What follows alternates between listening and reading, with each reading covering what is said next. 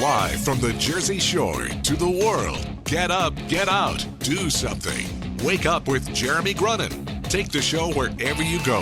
Download the free Radio Pup app for your smartphone or tablet. Join the conversation. 732-505-1160. News Talk Radio WOBM AM 1160 and 1310. Listen online at WOBMAM.com. Welcome back. Wake up with Jeremy Grunin. 608, 26 degrees, getting up to 39. March 3rd, WOBM AM 1160 and 1310 News Talk Radio. Streaming live at WOBMAM.com and on the Radio Pup app, 732-505-1160. To join the conversation turns now to that of a culinary nature as we welcome in Matt Grote, owner, chef at Velo in Toms River. Good morning, Matt. Good morning. How are you? Isn't it weird that we say good morning after we've just been talking for the last 10 minutes? Yeah, exactly. Yeah, it's a little weird, right? Yeah. So, Matt, why don't you tell people, I don't know if everybody knows exactly where your restaurant is, what your restaurant's all about, but why don't you give us the 30,000 feet overview of Velo in Toms River? Sure. We're at the intersection of Route 9 and Church Road in Toms River. We are in the spot where Brooklyn Bistro used to be before they moved downtown. We pretty much, that's Jen and myself, opened up Velo just pretty much as a, one of those, Jen and I, met in the spring of 2013. We went out a pretty good amount, and we always kind of felt underwhelmed when we went out to eat. And I was doing construction at the time, and both Jen and myself decided that, we kind of wanted to dive in head first with something. We always wanted our own business. And it was really just a question of timing. The timing was right. I was actually laid off in the wintertime, and it gave me some time to pretty much, figure out, what was missing from the area, do our demographics. And, going out to eat that often and being underwhelmed, Jen and I looked at, each other and decided that we can probably do a little bit better than what was out there. And, you try to figure out, what's missing from the area. There's so many pizza joints, Italian restaurants, Mexican, Chinese food, chain restaurants are like huge in Toms River now all of a sudden. And, we took the chance to open up a seafood-based restaurant and thought we had something unique, fun, a little bit different than the norm that was out there. And we just kind of took the ball and rolled with it. Cool. So things are going okay so far? Yeah, they're going pretty good. I mean, with a little bit, we're taking our time. Like we both pretty much, I kind of expressed to Jen, the restaurant business is not an easy one. Jen has 4 kids of her own. I have 1. So we kind of wanted it to be more, of a family-run operation so that, if we have something going on with the families, we don't have to be like a normal restaurant that stays, open 24 hours a day. You can take that day off and just, right, spend it with the family. So that's kind of like where we differ from most restaurants too. Yeah, that's not easy trying to balance family and the restaurant business, right? No, it's really not. I think Jen realizes that now. I don't think she realized how difficult it was before we kind of dove into this. But now she kind of understands it's a lot to juggle. And how old are the kids? She has a 13-year-old, twin boys who are 11, and a 7-year-old. Wow. And myself, I have a 14-year-old girl. So 14. So when does he start working for you? Well, no, she's actually up in Massachusetts with her mother now. Okay. But Jen's son is really the only one who has an interest, Milo. And, he's 11, and he can run circles around some of the people that I've hired in the past, too. So he's pretty good. Obviously, none of your current employees, because your current employees are all the greatest things since, Exactly, because they're the owners. Right, exactly. The owners are the employees. So Velo, where does that come from? Velo is pretty much just it's the same letters as the word love. So, just kind of scrambled up. You put a lot of love into the food. There's, love into the building, and that's kind of like where it came from. We struggled with the name for quite a while, just trying to figure out what we want it to be. Velo Eatery, it's not a bistro. It doesn't, we're not one particular genre of food, but, we just want people to know, like, we actually write it, on the tables too, because we have craft paper on the tables. Velo equals love. Really? So And you weren't feeling like Eval or Elov or one of the other. You felt like Velo was the way to go there. Velo's the way to go. People kind of say, is it Greek for something? Is it Italian? I mean, Velo, I think actually does mean bicycle or something in Greek, which has nothing to do with us, but. Yeah, it's also short for Velociraptor. I wasn't sure if there was like a Jurassic Park tie there or something like that. It's an interesting dynamic, by the way, at Tom's River. It seems that we have this thing about naming restaurants that that are challenging to pronounce at times, can be pronounced well. There's that Sheena, I'm sure on Route 30, on Route 37. It's one of our favorites. Right. So it's Xina, and I say, have you been to Sheena? And everybody's like, you mean Xina or Xena? Or, nobody could say that one right. So I've been calling your restaurant Velo all my life, or since you've been there, and nobody's corrected me. So Velo, if you learn nothing else today, folks, it's Velo, okay? There you go. All right, so how did you decide to get into the restaurant business? Where did that come from? I think at a young age I had kind of an interest, in cooking. I don't think I was really allowed into the kitchen until probably like my early teenage years. I think my mother probably had the idea that I was going to burn the house to the ground, but I actually, my first kitchen job was at Gregory's Seafood off of 37.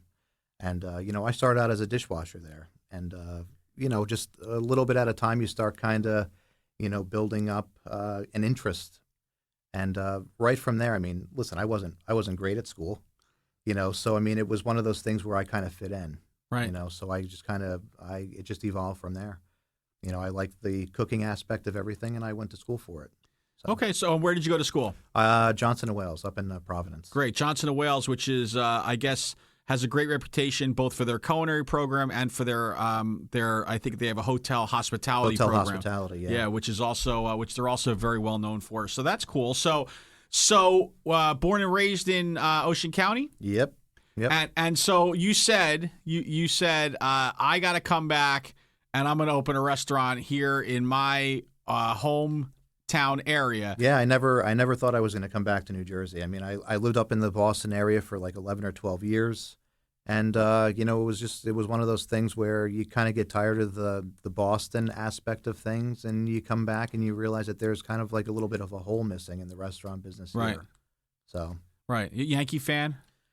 I'm not really a fan of anything really much anymore sport-wise. That's it's so really sad. Wait a second. Let's just think about that for a second. You're not a fan of anything anymore. Well, that no, seems so sad. I'm sorry, man. Sports-wise, Okay.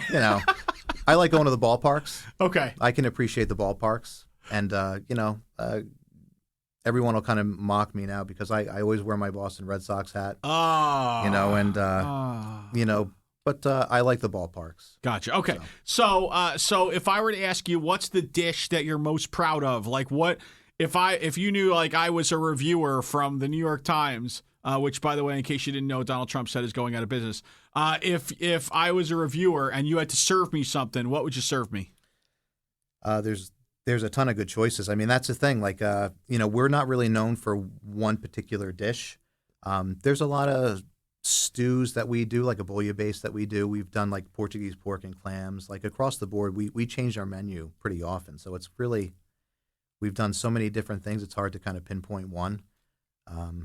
There's a lot of tasty stuff. Probably the seafood bouillabaisse. Seafood bouillabaisse, and yeah. so what's in that?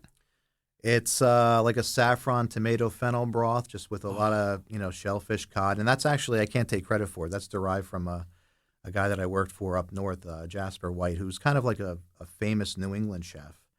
And you just kind of tweak the recipe to kind of make it your own and everything else. But that's probably one of the most popular ones. I actually haven't probably put it on the menu in a couple of months, but it'll probably go back on there pretty soon. So wait a second. So the dish that you point to as your go-to, and it's not, is it available by request? Yeah, like and our Facebook followers kind of know also that if they're craving something, we change the menu so regularly that somebody can say something on Facebook and it kind of spurs like that.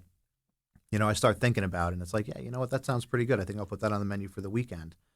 That's kind of like what we do at Velo too. We don't have a standard menu anymore that we have printed and laminated. We pretty much print our menus every single day at home, and it allows us to kind of change things up on a daily basis. Cool. So. All right, Matt, we are up against a break. So when we come back, see, this is what I learned this. I've been doing this. This is my third month now. So what we do is we like to tease something so that people listen to the commercials that are coming up, and then they'll come back. So don't tell anybody. So what we'd like to talk about when we get back is what you've kind of seen as the challenges of building a business here in Ocean County. What are the positives? What are the negatives? What might you do differently? We are here with Matt Grote, Velo in Toms River. Be right back. Rush Limbaugh today at noon. More Wake Up with Jeremy Grunin coming up next. News Talk Radio, WOBM AM 1160 and 1310. Welcome back. Wake Up with Jeremy Grunin. We are here with Matt Grote from Velo Eatery Restaurant on Route 9 in beautiful Toms River. So, what kind of challenges have you had?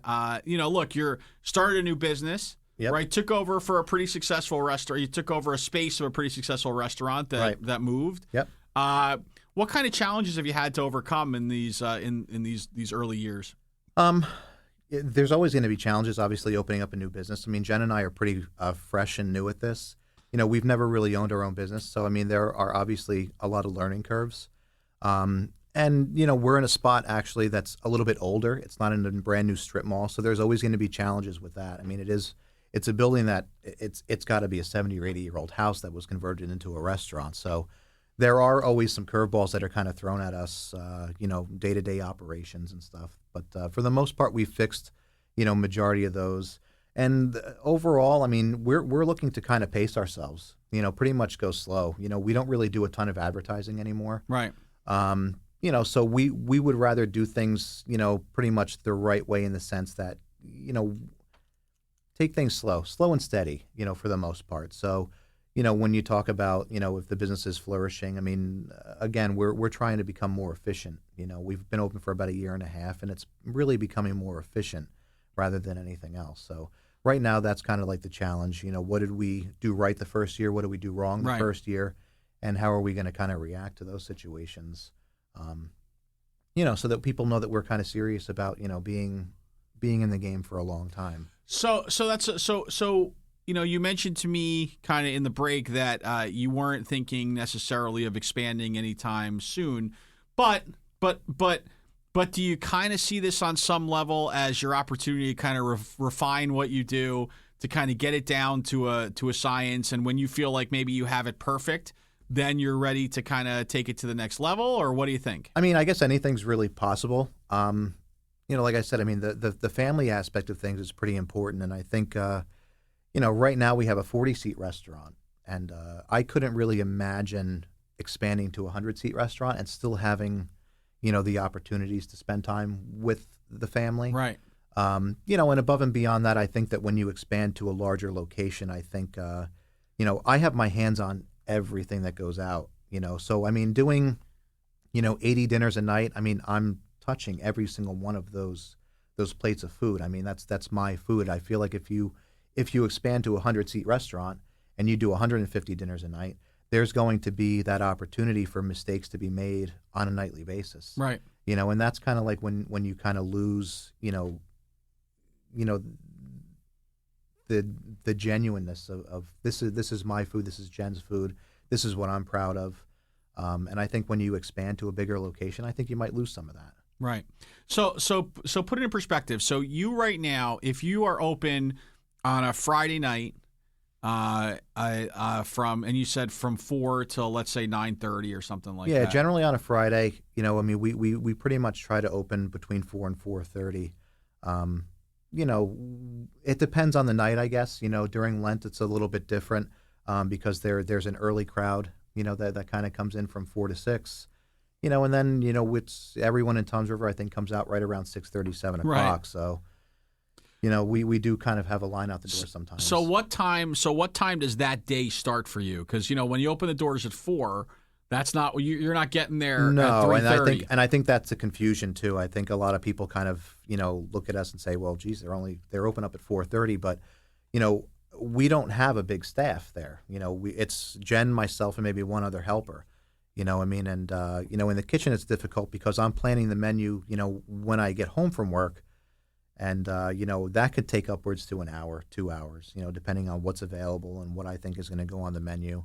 And then the next morning, I mean, I spend 3 to 4 hours, every single day doing my shopping in the morning and then going to the restaurant and prepping for 3 or 4 hours. So by the time we open, I'm usually about 8 hours into my day already. But the nice part about it is that everything does remain very, very fresh on the menu. I mean, you can go in there at 8:30 on a Friday night and we can be out of half the menu. But the nice thing about that is it's always fresh. Awesome. So listen, Velo Restaurant, we're going to come back after the break with Matt, and we're going to talk more. And Matt's going to tell us what he would do if he had that magic wand and had the ability to kind of change one thing, either in the restaurant business or in Ocean County, that would kind of help his business and help the folks here in Ocean County. Wake Up with Jeremy Grunin, back after this.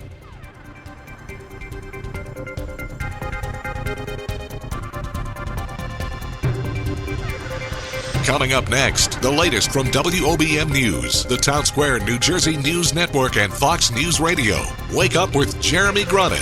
News Talk Radio, WOBM AM 1160 and 1310. Live from the Bob Levy Broadcast Center, overlooking the Toms River. It's time to get up, get out, do something. Wake Up with Jeremy Grunin. Be a part of the show, 732-505-1160. News Talk Radio, WOBM AM 1160 and 1310. Listen online at WOBMAM.com. Welcome back. Wake Up with Jeremy Grunin here at WOBM AM 1160 and 1310 News Talk Radio, streaming live at WOBMAM.com and on the Radio Pup app, 732-505-1160 if you want to join the conversation. 6:34 in the morning, 26 degrees, getting up to 39 here on March 3rd. Yes. Nailed it. I see what I did there, Zach? I inverted it. I usually do the time and temperature before. I tried something different there. That was a good job. Yeah, I want to switch it up for people. I don't want it to be stale. Good you know job. what I mean? It's like me. It's like the best I could do with switching up the menu. See what I did there? It's like, there we go. See, Matt, I switched up mine. That's all I got. I got nothing else. So, Matt, you were talking about, I don't know that people realize that you guys also do catering. You'll do parties. You will actually consider letting someone, you'll do something at the restaurant for someone. Talk about that a little bit. Yeah, like the restaurant itself can seat upwards to about 49 people. So we can do smaller parties, but for the most part, people that email us, call us, they always kind of want to know, what's the pricing on something. We don't have a menu set in stone, because we pretty much like to build a menu around what you think your guests are going to like. The star of the party or the birthday person or whoever it is. I mean, it depends on what you like, what you think your guests are going to like. Because we can pretty much make whatever we want, and we just kind of price it around that. I mean, we don't really kill people on the price either, and that's something that a lot of people can kind of appreciate when they price out like a rental hall and they get charged $400 and then they tack on an extra $100 for taking out the garbage. We don't do that there. Right. We pretty much ask people to take care of the people, who work for us, in terms of like a gratuity or something. But we do some special events here and there. Like I said, for the most part, we kind of wait for people to kind of come to us.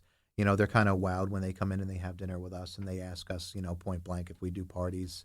And, we appreciate that. And, we just, say, email us, stay in contact with us. If you're serious about doing it, then give us a call and we'll work something out. But right now we don't really do a lot of promoting on the party aspect of things, but we are very well and capable of doing so.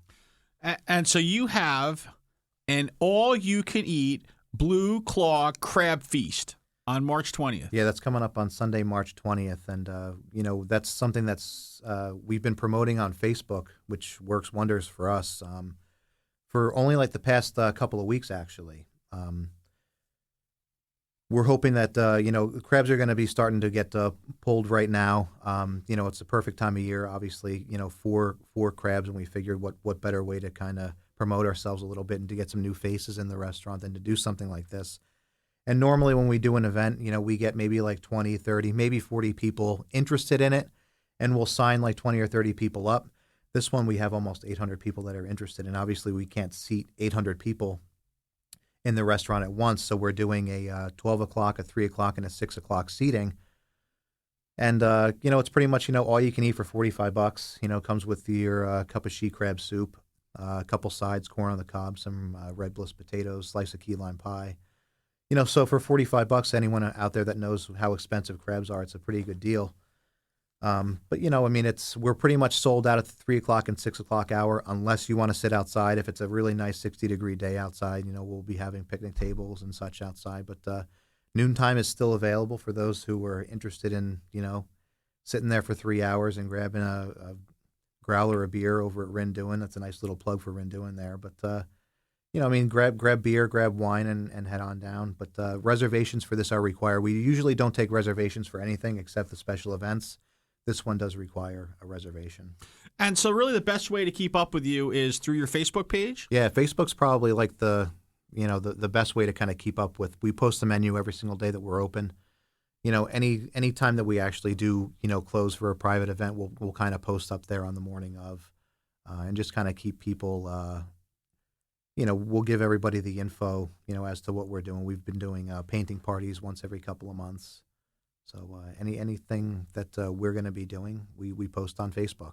Right. And you were just featured, I saw this, the Asbury Park Press had you as one of the 5 shore restaurants you shouldn't miss, right? Yeah, we found that out the hard way. We found that out the day that it actually came out. That's not the hard way. There's nothing. Listen, finding out the hard way is like these are the 5 restaurants you should stay the heck away from. Yeah, this is the good way, right? That's true. We all some of us have to work really hard to get ourselves into the Asbury Park Press, say something nice about something in Toms River. And yeah, we've been very lucky to be included in some of the Asbury Park Press articles. Somewhat frequently actually. So. It definitely helps, and we're flattered that we're getting that kind of positive press too. Well, that's great. So Facebook page. Where else could people learn more about what you do? Well, like you said, the Asbury Park Press was great. People kind of always see our Facebook page. We do have a website, veloeaterynj.com. But like I said, I'm pretty much computer illiterate when it comes to that kind of stuff. So we're supposed to be uploading our menu each day to that. I really haven't been keeping up on that, to be perfectly honest with you. But, we get really nice reviews, through TripAdvisor, Yelp, and people that really do their homework, families that come on vacation and stuff. They pretty much try to map out their vacations, and they go on TripAdvisor. And we get a lot of people that actually walk in the door that say, we've read your really good reviews on TripAdvisor, and that's why we kind of wanted to come check it out. And so we get really good response from all sorts of websites. Cool. Like that, so my goodness, I'm just looking here. Lobster Nachos with homemade corn salsa, cheddar, and Gouda. Yeah, that's one we can't take off the menu now. No, that sounds like I said. We try to have a ever evolving menu, and if I take that off, there's hell to be paid if I take that off. So that sounds ridiculous. Doesn't that sound good? Zach? You know me. Yes. So I'm the vegetarian over here. Whatever. But we could take the lobster off. I don't. Yeah, we can. Yeah, come on now. You'll be fine. I'd be fine. We usually have pulled pork on the menu or something. We can top it off with pulled pork instead. Oh, we can put a pulled pork on for you. Oh, instead. That's great.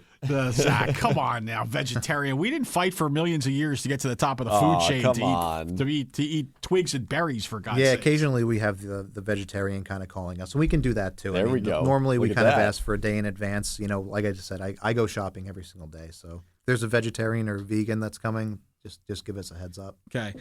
Matt Grote. Matt, thank you so much for joining us. I am my wife, by the way, just texted that we really need to go there. You do. And definitely do. Because I've totally blown it. It's I'm a failure. And the first step's admitting it. The second step is we are going to get up, get out, and do something, and go to Velo this weekend. If you're looking for great food at the Jersey Shore, and obviously a guy who's a homegrown guy, cares a lot about your culinary experience here, get on out and try them. Thanks so much for joining us. Thank you for having me. We'll have you back soon, right? Thank you. Absolutely. All right, awesome. Thanks. We will be right back after this.